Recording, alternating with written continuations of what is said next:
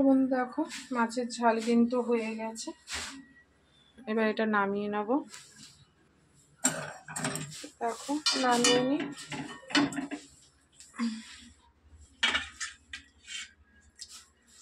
এই মাছ কিন্তু আলু ছাড়াও করে, আবার বেগুন দিয়েও করে। তো বন্ধু দেখো কত সুন্দর কালার এসছে, জানি না খেতে কিরকম হবে। তো চলো এটাকে ঢেকে রাখি।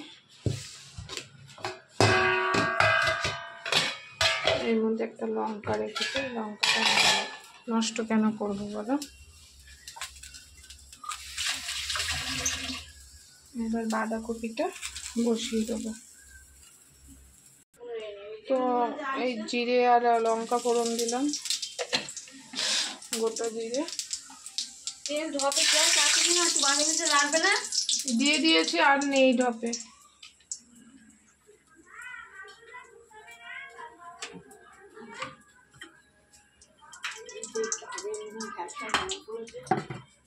তো এবারে বাঁধাকপিটা, তো বাঁধাকপিগুলো দিয়ে দেবো একবারেই, আলু বাঁধাকপি সব দিয়ে দিলাম।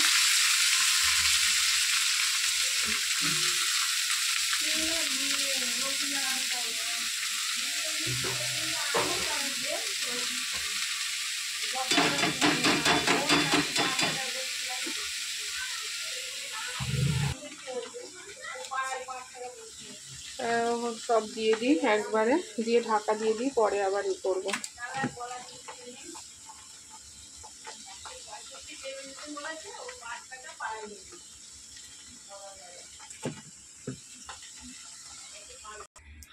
তো বন্ধু সব কিছু দিয়ে কিন্তু আমি ঢেকে দিয়েছি, ঢেকে দেবো। এটা মুখ আস্তে আস্তে মুখ।